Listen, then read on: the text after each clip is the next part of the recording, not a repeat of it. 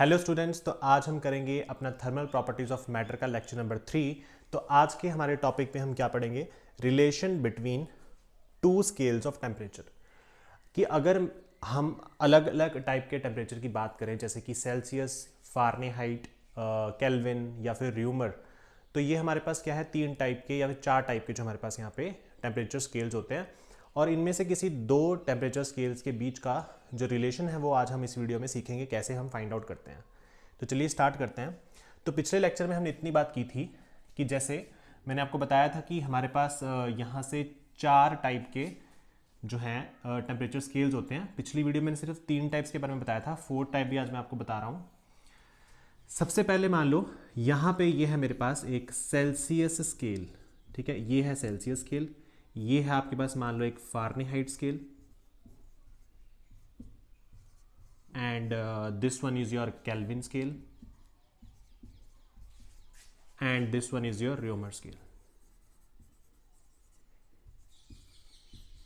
ठीक है, तो ये हमारे पास क्या है, यहाँ से 4 टाइप्स के स्केल है। अब सबसे नीचे यहाँ पे, और हमें पता है कि सबसे नीचे वाले पॉइंट पर इसका जो सबसे लोएस्ट टेम्परेचर होता है, जहाँ पे आपके पास जो वाटर है वो क्या करना शुरू कर देता है, मेल्ट करना शुरू कर देता है। क्या करना शुरू कर देता है? मेल्ट करना शुरू कर देता है। या फिर वो टेम्परेचर जहाँ पे वाटर जो है वो फ्रीज होना शुरू हो जाता है, तो वो टेम्परेचर सेल्सियस में कितना होता है? 0 डिग्री सेल्सियस। और इसको हम क्या कहते हैं? Ice point. ठीक है, इसका आइस पॉइंट होगा 0 डिग्री सेल्सियस, और ऊपर इसका 100 डिग्री सेल्सियस क्या होता है आपके पास?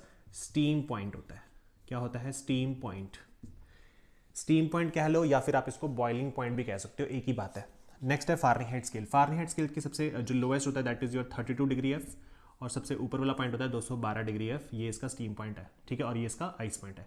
केल्विन की बात करें तो 273.15 केल्विन, और हाईएस्ट होता है 373.15 केल्विन।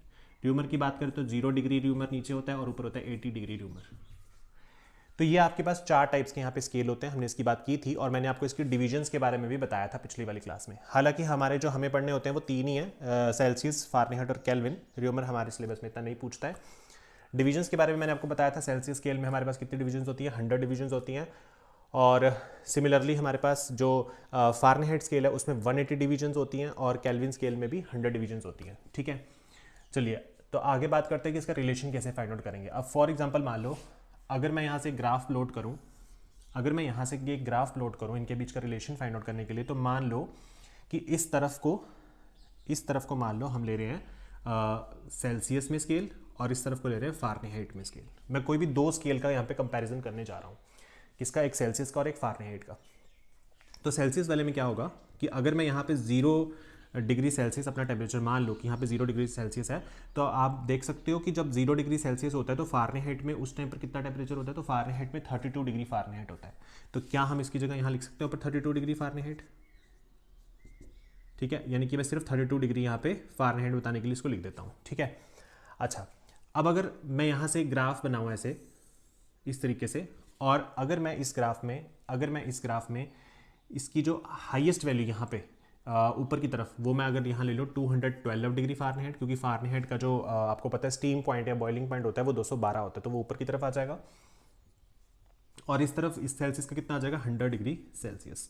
तो मैं इस ग्राफ को ऐसे बना सकता हूँ, देखो, ठीक है, मतलब जब 100 डिग्री सेल्सियस होगा तो 212 डिग्री फारेनहाइट होगा, और जब 0 डिग्री सेल्सियस होगा तो 32 डिग्री फारेनहाइट होगा। क्लियर है इतनी बात? अगर मैं इस ग्राफ को ऐसे मिला दूँ यहाँ से, ठीक है, अगर मैं ग्राफ को यहाँ से मिला दूँ, और मैं इस पूरे जो अपने पास ये ग्राफ मेरे पास बन रहा है, इस पूरे ग्राफ में कोई भी एक रैंडम एक कोई भी पॉइंट चूज़ कर लूँ, एक पॉइंट चूज़ कर लूँ, तो यहाँ से इस ग्राफ को मैं अगर मिलाने की कोशिश करूँ तो इस तरीके से और इस तरीके से मिलेगा। और यहाँ के जो कोऑर्डिनेट्स होंगे that should be your x comma y. Coordinates में पहले एक्स कोऑर्डिनेट लेते हैं, फिर उसके बाद हम वाई कोऑर्डिनेट लेते हैं। तो पहले एक्स में देखो कौन है? सी, तो हम ये लिखेंगे सी, और वाई में कौन है? एफ, तो यह आ जाएगा एफ। तो सी कॉमा एफ। ठीक है, अब हमें यहाँ से क्या दिख रहा है कि ये वाला जो, अच्छा देखो, जो मैंने f लिया है वो f यहाँ पे f हो जाएगा, और ये वाला जो c मैंने यहाँ से लिया है यहाँ पे क्या हो जाएगा? c हो जाएगा। हम इसको ऐसे मान सकते हैं फिलहाल के लिए, ठीक है, क्योंकि ये c नीचे से मिलेगा ना यहाँ पे, तो ये कोऑर्डिनेट्स मैंने अपनी मर्जी से कुछ भी ले लिया। अब देखो ये वाला एक ट्रायंगल है, एक ये वाला ट्रायंगल है हमारे पास, और एक ये वाला ट्रायंगल है। तो हम इसमें हमने 9th क्लास में पढ़ा है ट्रायंगल्स की सिमिलर प्रॉपर्टीज़, तो वो हम यहाँ पे लगाएंगे। देखो ये वाला जो ट्रायंगल आपको दिख रहा है ना, ये वाला ट्रायंगल, तो हम क्या बोलेंगे कि this side upon this side, मतलब ये साइड अपॉन ये side divided by this side upon this side, है ना। इस तरीके से करते थे हम दो ट्रायंगल्स की सिमिलरिटी प्रॉपर्टी बताने के लिए। तो देखो ये जो हमारे पास साइड है ये कितनी आएगी, ये वाली साइड हमारे पास कितनी आएगी, तो देखो ये यहाँ से यहाँ तक कितना है f है, और यहाँ से कितना कितना है 32 है, तो हम लिखेंगे f माइनस 32, ये पूरा f और ये इतना था 32, तो ये कितना हो जाएगा f माइनस 32।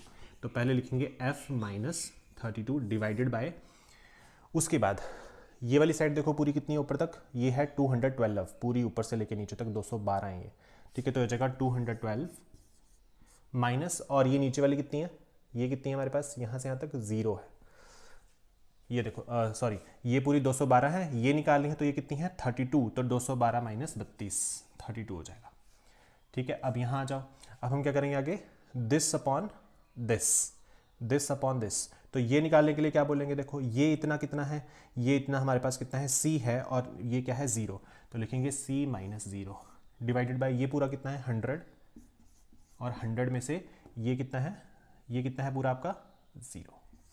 तो इस तरीके से हम लिख सकते हैं इसको। अब चलिए इसको सॉल्व करते हैं, तो कितना आएगा f माइनस 32 डिवाइडेड बाय 180, इसमें से वो माइनस करेंगे तो 180 आएगा, is equals to c by 100।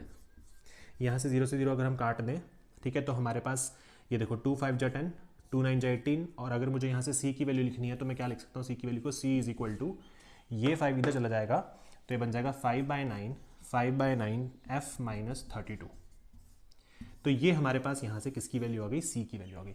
अब ये जो फॉर्मूला मैंने यहाँ पे लिखा है, ये फॉर्मूला हमने 9th क्लास में भी पढ़ा होगा थोड़ा बहुत, और उसके बाद इसी फॉर्मूले से हम अगर सेल्सियस को फारेनहाइट में चेंज करेंगे, अगर मतलब मेरे को मान लो सेल्सियस की वैल्यू दी है तो मैं उसको फारेनहाइट में इसी फॉर्मूले से चेंज कर सकता हूँ, ठीक है। तो हमारे जो HP board, Himachal Pradesh board और CBSE के जितने भी आपके बोर्ड के एग्जाम्स होते हैं उनमें इससे रिलेटेड क्वेश्चन आपसे पूछा जा सकता है, तो ये टॉपिक आपने अच्छे से प्रिपेयर कर लेना है, ठीक है। तो एक फॉर्मूला तो मैंने डिराइव करके बता दिया कि नहीं, दो स्केल्स का कंपैरिजन करके ग्राफ के थ्रू, लेकिन अगर मान लो कि मेरे पास कोई और दो स्केल होते तो उनको मैं कैसे करता, तो उसके लिए हम देखेंगे एक फॉर्मूला, और फॉर्मूले से ही फिर इस चीज़ को सॉल्व करेंगे। देखिए, ठीक है, आप इसका स्क्रीनशॉट ले सकते हो एक, चलिए आगे, ठीक है। अब देखो, अब हम आगे करेंगे जितने भी हमारे ये कन्वर्जन्स होंगे, यानी कि जो रिलेशन होगा उसको हम फॉर्मूले से ही कर लेंगे। जैसे फॉर एग्जांपल मानो, पहले तो फॉर्मूला नोट करेंगे, फॉर्मूला नोट कर लेंगे कि क्या फॉर्मूला होगा हमारे पास कन्वर्ट करने के लिए। तो आप बोलेंगे scale reading minus ice point divided by steam point minus ice point. तो ये हमारे पास फॉर्मूला रहेगा जब हमने किसी भी एक स्केल को दूसरे स्केल में कन्वर्ट करना हो। क्या फॉर्मूला है, बोलो मेरे साथ, scale reading minus ice point divided by steam point minus ice point. Clear है बात। स्केल रीडिंग का मतलब क्या होगा, स्केल रीडिंग का मतलब है कि जो आप स्केल ले रहे हो, जैसे मान लो मैं सेल्सियस का ले रहा हूँ, फारेनहाइट का ले रहा हूँ, केल्विन का ले रहा हूँ, या रोमर का ले रहा हूँ। जैसे मान लो अब मुझे क्या करना है, मुझे हर स्केल के लिए यही फॉर्मूला अप्लाई करना है। जैसे मान लो स्केल रीडिंग में सेल्सियस की बात करूँ, ठीक है, जैसे मान लो मुझे सेल्सियस और मान लो केल्विन के बीच का रिलेशन बताना है, सेल्सियस और केल्विन को कंपेयर करना है। ध्यान से सुनना मेरी बात को।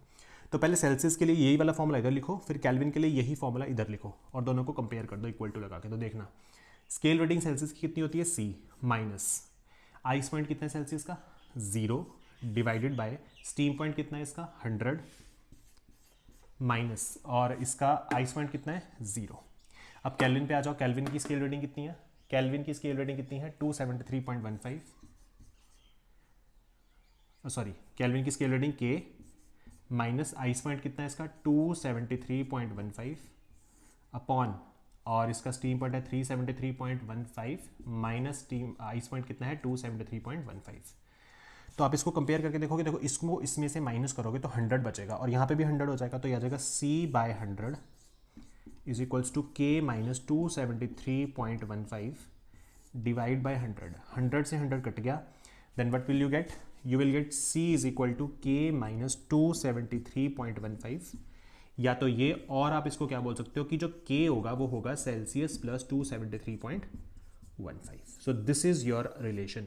यही वो रिलेशन है जो हम पहली अपनी 9th क्लास में भी हमने ये पढ़ा था, बट 9th क्लास में हमने सिर्फ ये रिलेशन याद किया था, बट उसको एक्चुअल में करते कैसे हैं, तो उसका फॉर्मूला जो है वो ये फॉर्मूला होता है जिसको आप याद कर सकते हो। समझ गए मेरी बात को? जल्दी से स्क्रीनशॉट ले लें इसका, फिर आगे बढ़ते हैं।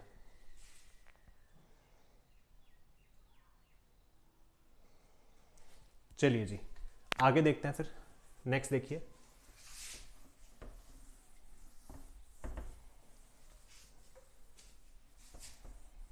तो यहाँ हमने क्या किया कि इस फॉर्मूले को लगा के हमने अपना एक सेल्सियस और केल्विन के बीच का जो रिलेशन है उसे हमने फाइंड आउट कर लिया है।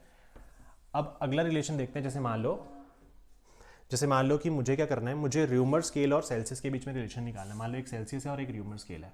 तो सेल्सियस और र्यूमर स्केल आपको याद होगा, इसका 0 होता है ऊपर, नीचे होता है नीचे होता है इसका 0 और ऊपर होता है 80, इसका नीचे होता है 0 और ऊपर होता है 100। ठीक है, ice point and this is your steam point. तो इसके दोनों को कंपेयर करके देखते हैं क्या होता है। स्केल रीडिंग कितनी है अपनी सेल्सियस की, C-0 divide by 100 -0 which should be equal to कितना होगा बोलो, R माइनस इसकी देखो कितना है, आइस पॉइंट कितना है इसका 0, और डिवाइडेड बाय कितना हो जाएगा देखो, divided by 80 minus ice point is 0। तो कंपेयर करेंगे तो कितना बचेगा, C/100 is equals to R/80। ये कट जाएगा 0 से 0, 2 4 जाए 2 5 जाए 10, यानी कि हम लिख सकते हैं कि C is equal to 5/4 of R। ये लिख सकते हो। मतलब अगर आपको र्यूमर में दे रखा है तो आप उसको सेल्सियस में कन्वर्ट कर सकते हो, या फिर आपको सेल्सियस में दे रखा है तो आप र्यूमर में से उसको निकाल सकते हो। तो 5/4 ऑफ R आ जाएगा इसका आंसर। क्लियर है आपको इतनी बात? ठीक है, तो इस तरीके से हम किसी भी स्केल को इस फॉर्मूले से कंपेयर कर सकते हैं और उसका आंसर जो है वहां से फाइंड आउट कर सकते हैं। ठीक है, आगे देखते हैं फिर। नेक्स्ट देखिए,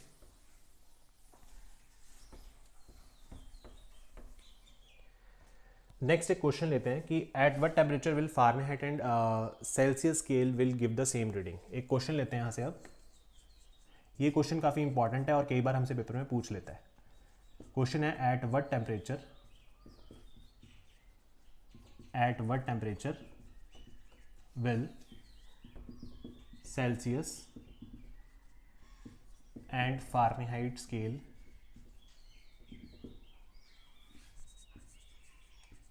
will give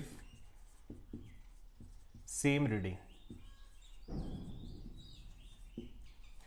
तो आपको इतनी बात पता है कि सेल्सियस और फारेनहाइट स्केल के जो हैं, हमारे पास सेल्सियस और फारेनहाइट स्केल का आइस पॉइंट और साथ में स्टीम पॉइंट क्या होता है। इतनी बात तो आपको पता है ना कि कितने कितने उसका स्टीम पॉइंट और कितना उसका जो है आइस पॉइंट होता है।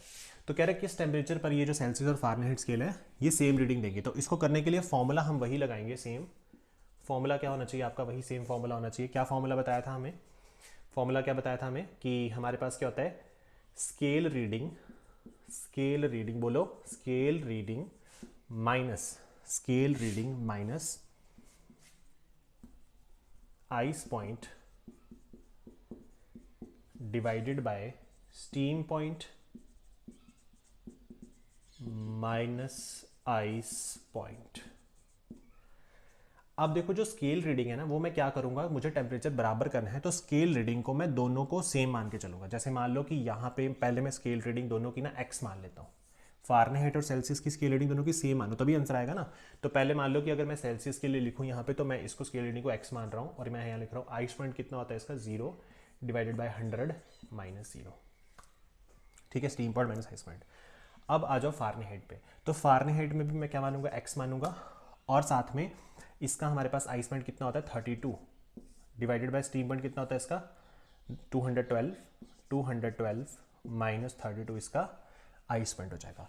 तो ये बन जाएगा x/100 is equals to x minus 32 divided by 212 में से 32 माइनस करेंगे तो कितने बचेंगे, 180 बचेंगे। कितने बचेंगे, 180 बचेंगे। तो यहाँ आ जाएगा 180, 0 से 0 कट जाएगा, 2 9 जा 18, 2 5 जा 10, then what we will get, हमें क्या मिलेगा यहाँ से, तो हमें मिलेगा x/5 is equals to x minus 32 upon 9।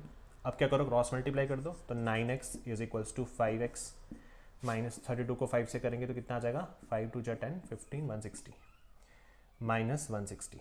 इसमें से इसको माइनस कर दो तो 9 में से 5 ये कितने बचे, 4x equal to 160, 4x equal to minus 160 है ना, और x की वैल्यू कितनी आ जाएगी 4 4 16, यानी कि माइनस के 40 डिग्री, यानी कि माइनस के 40 डिग्री। तो माइनस के 40 डिग्री ही वो टेम्परेचर होगा जहाँ पे आपका एक सेल्सियस और फारेनहाइट स्केल जो है वो सेम रीडिंग देता है। निकालते कैसे हैं वो मैंने आपको बता दिया है। यही क्वेश्चन सेम हमसे मल्टीपल चॉइस क्वेश्चन में भी पूछ सकता है। ठीक है, तो इंपॉर्टेंट क्वेश्चन है, इसको अच्छे से एक बार देख लेना। ठीक है, स्क्रीनशॉट ले लो इसका जल्दी से, फिर आगे बढ़ते हैं।